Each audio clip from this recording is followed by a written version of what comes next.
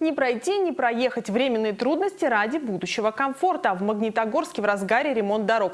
Уже второй год автомагистрали приводят в порядок за федеральный счет по программе «Безопасные и качественные автомобильные дороги». Накануне бригада рабочих приступила к замене асфальта на улице Бориса Ручьева на участке от проспекта Карла Маркса до Галиуллина. В ближайшее время начнутся ремонты еще на нескольких участках, рассказывает Павел Берсенев. Путь-дорожка фронтовая. Такой предстала улица Бориса Ручьева этой весной, после того, как сошел снег. Наводить порядок на участке от проспекта Карла Маркса до Галиуллина начали на этой неделе. Сейчас здесь задействовано порядка 15 единиц техники. В первую очередь специальной фрезой срезали асфальтовое покрытие.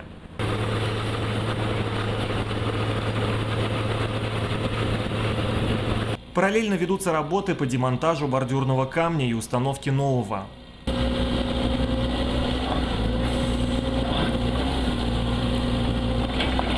Данные бордюры вибропрессованные, шириной 18 сантиметров. То есть, если в основном раньше на дорогах использовали бордюры 15, то эти бордюры не армированные, вибропрессованные, шириной 18 сантиметров. После того, как все предварительные работы будут сделаны, рабочие приступят к укладке нового асфальтового полотна. Оно будет состоять из двух слоев. Сначала постелят так называемый выравнивающий слой, а сверху ляжет 6-сантиметровый слой асфальта.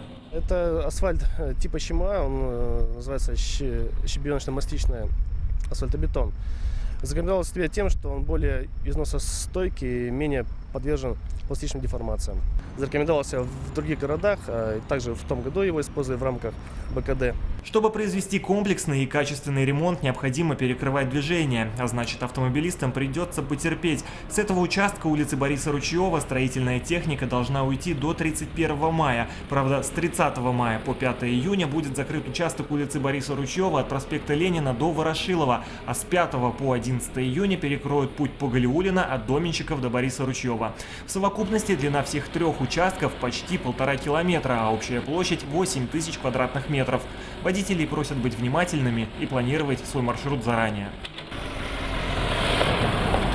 Кстати, принять посильное участие в благоустройстве дорог может любой горожанин. Для этого нужно сообщить о дорожных дефектах в официальную группу администрации Магнитогорска в социальной сети ВКонтакте. Сообщение с фотографией ямы, точными географическими или адресными ориентирами нужно загрузить в специальную тему под названием «Увидел яму? Напиши» в разделе «Обсуждение». Павел Берсенев, Александр Моргунов, Аркадий Стариков, телекомпания ТВИ.